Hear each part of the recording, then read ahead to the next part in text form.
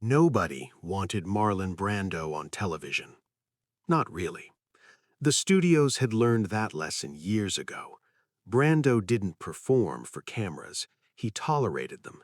He didn't sell himself the way Hollywood expected its stars to sell themselves. No charm offensive, no rehearsed anecdotes, no careful image management. He just sat there and said exactly what he thought, which made him dangerous. But in 1965, The Dean Martin Show was the hottest variety program on American television. 40 million viewers every Thursday night. Dean Martin had built something rare, a show that felt loose, unscripted, slightly dangerous, like anything could happen, like Dean himself might not entirely be in control. It was an illusion, of course. Everything was carefully managed.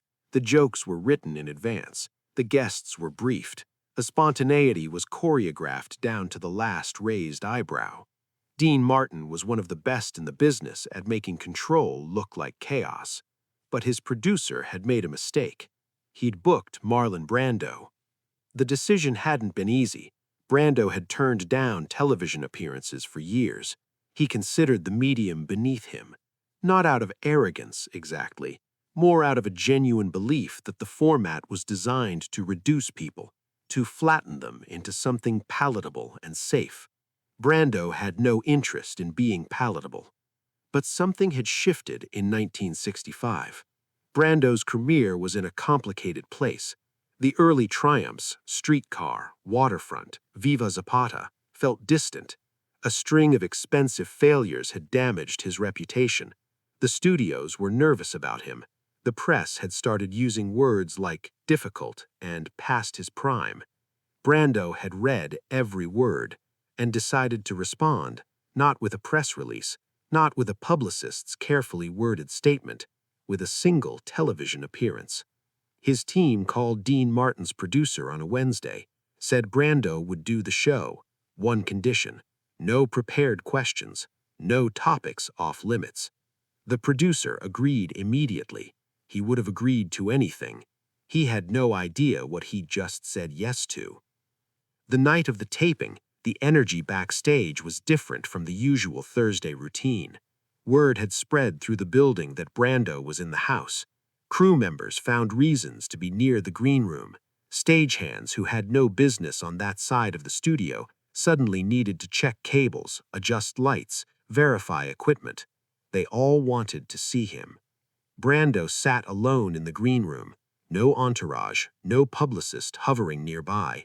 Just him, a glass of water, and a copy of James Baldwin's Notes of a Native Son, which he was reading with the focused concentration of someone who had no interest in the controlled chaos happening around him. A production assistant knocked on the door, told him they were 15 minutes out. Brando nodded without looking up. The PA hesitated. "Can I get you anything, Mr. Brando?" Brando turned a page. "Quiet," he said. The PA left. Dean Martin, meanwhile, was doing what Dean Martin always did before a show. Loosening up, a drink in hand, tie slightly loosened, moving through the backstage area with the easy confidence of a man who had never once been nervous in front of a camera. But tonight was different. One of his writers caught up with him near the stage entrance, handed him a revised card, 3 suggested questions for the Brando segment. Dean looked at them, nodded slowly. "These are good," he said. "We think so," the writer said. "Safe but interesting, nothing that'll—" "He's not going to answer any of them," Dean said. The writer blinked. "What do you mean?" Dean handed the card back, straightened his tie. "I mean, Brando doesn't answer the questions you give him. He answers the ones he wants to answer." He paused. "So we improvise." The writer looked uncertain. "That's not really how the show works." "I know how the show works," Dean said, and walked out onto the stage. The audience erupted. Dean Martin in 1965 was one of the most beloved entertainers in America. Rat Pack royalty. A man who seemed to find the whole business of being famous effortlessly amusing. He moved through his monologue with practiced ease, landing jokes, riffing with the band, making 40 million people feel like they were sitting in his living room. Then he said the name. Ladies and gentlemen, Marlon Brando. The applause was immediate, loud, but underneath it, something else, a current of genuine curiosity, maybe even nerves, because the audience knew, too, this wasn't a regular guest. Brando walked out from stage left, dark jacket, no tie, moving slowly, without urgency, like a man who had decided well in advance that he would set the pace of this evening and no one else. He shook Dean's hand, sat down, looked out at the audience for a long moment, then looked at Dean. Dean smiled. "Well," he said, "you actually showed up." Light laughter from the audience. Brando's expression didn't change. "You sound surprised." "A little," Dean admitted. "We've tried to book you 3 times." "I know," Brando said. Dean waited for more. Nothing came. "So what changed?" Dean asked. Brando considered the question, genuinely it seemed, not performing consideration, actually thinking. "I wanted to see if this was as hollow as I thought it was," he said. The audience went quiet. Not offended, just still, processing. Dean laughed, smooth, practiced. "And is it?" Brando looked around the studio. The lights, the cameras, the audience watching him watch them. "Ask me at the end," he said. Dean nodded slowly, reached for his drink, took a sip, and for just a second behind the smile, something shifted in his eyes. He understood. This wasn't going to be a normal segment. But Dean Martin had not built a career by backing down from difficult moments. He leaned forward, clasped his hands. "All right," he said. "Let's talk about the work." "Let's," Brando said. "Because here's what I don't understand," Dean said, settling into a rhythm now, finding his footing. "You're, and I say this with complete respect, you are without question the greatest actor of your generation, maybe ever. Everyone knows it. The critics know it. The audiences know it. Even the people who say they don't like you know it." Brando said nothing. "So why," Dean continued, "does it feel like you're at war with the whole thing? With Hollywood, with the press, with the business of being famous?" He spread his hands. "Why does it feel like you hate the thing you're best at?" It was a good question, genuinely good, the kind that couldn't be deflected with a joke or a vague answer. The audience leaned forward slightly. Brando was quiet for a moment. His eyes moved to the middle distance, not evasive, thinking. Then he said, "I don't hate acting." "Okay," Dean said.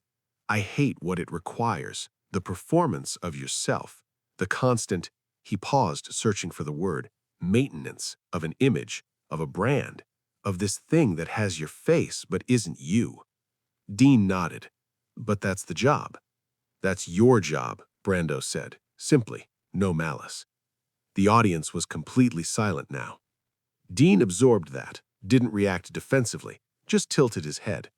"You think there's a difference between what I do and what you do?" "Don't you?" Brando said.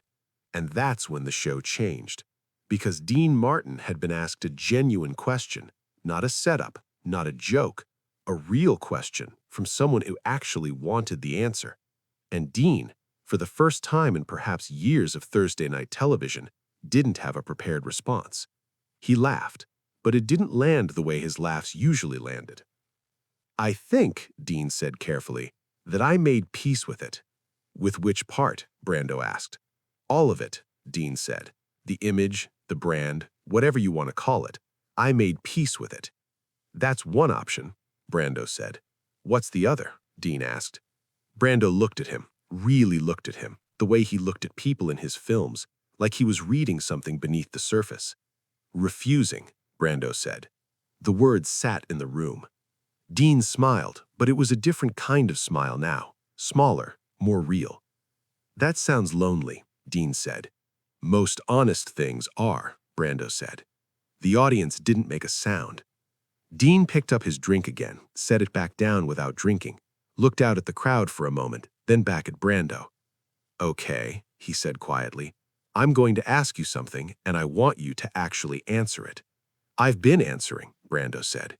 "You've been fencing," and there was something different in his voice now. The performer had stepped back slightly. The man was more visible. Brando raised an eyebrow, almost imperceptibly, the closest thing to surprise he's shown all evening.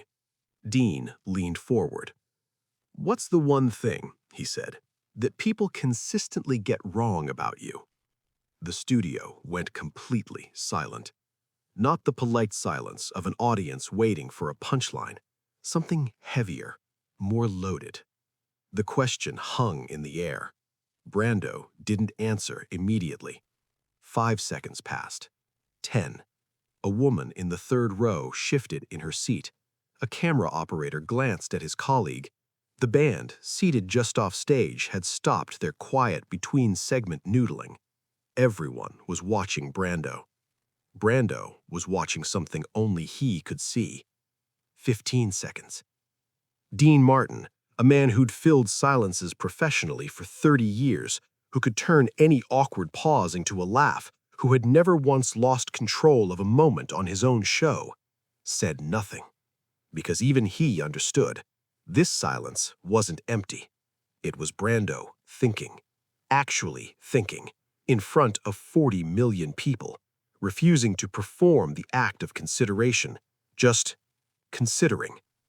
Finally, Brando looked at Dean. "That I care," he said, "what they think." 3 seconds of absolute stillness. Then Dean exhaled, a small sound, almost private. The audience began to react, not with laughter, not with applause, but with something in between, a murmur, a collective exhale, the sound of people processing something that had arrived too cleanly and too quickly to be immediately absorbed. Dean looked at Brando for a long moment. "That's it?" he said. "That's it," Brando said. Dean sat back. Something moved across his face. Not discomfort exactly. Recognition. "You know," Dean said slowly, "most guests come on this show and spend the whole segment trying to make people like them." "I know," Brando said. "Doesn't that bother you, that some of them won't?" Brando looked out at the audience, calmly, without performance. "That," he said, "is exactly my point." The studio was silent for one more beat. Then the applause started, slowly at first, then louder. Not the automatic response of an audience following cues, something more genuine, the sound of people recognizing that they had just watched something they hadn't expected and couldn't entirely explain. Dean Martin watched the audience for a moment, then looked back at Brando. And for just a second, barely visible, gone almost before it appeared, something crossed Dean's face that his producers had never seen in 6 years of Thursday nights. Uncertainty. Not about the show, not about the moment, about himself. Brando stood, extended his hand to Dean. Dean shook it. "You're a strange man, Marlon," Dean said. "Yes," Brando said, and walked off stage. No wave to the audience, no backward glance at the cameras, no acknowledgement of the applause still building behind him. He walked off the same way he'd walked on, like none of it had touched him. Because it hadn't. The segment aired in full. NBC received more viewer letters about that Thursday night than any other episode of The Dean Martin Show that season. Most of them weren't about Dean. In the green room afterward, Brando picked up his copy of James Baldwin, finished the chapter he'd been reading before the show. A producer knocked, told him the segment had gone brilliantly, that Dean wanted to have him back. Brando closed the book. "I answered my question," he said. The producer blinked. "What question?" Brando stood, pulled on his jacket. "I knew whether this was as hollow as I thought." He left without waiting for a response. Outside the studio, a driver was waiting. Brando got in. The car pulled away from the building, away from the cameras, away from the 40 million people who had just watched him refuse to perform being himself. Dean Martin stood at the edge of the stage for a long moment after Brando left. The next segment was already being set up around him. Stagehands moved past. The band started warming up again. Everything back to normal. But Dean didn't move right away. One of his writers approached. "Great segment," the writer said. "Really unexpected. The audience loved it." Dean nodded slowly. "He meant it," Dean said quietly. "Meant what?" the asked writer. Dean looked at the empty chair where Brando had been sitting. "All of it," he said. Then he smiled, put the drink back in his hand, turned to face the camera, and became Dean Martin again, because that was his job, and unlike Brando, he had made peace with it.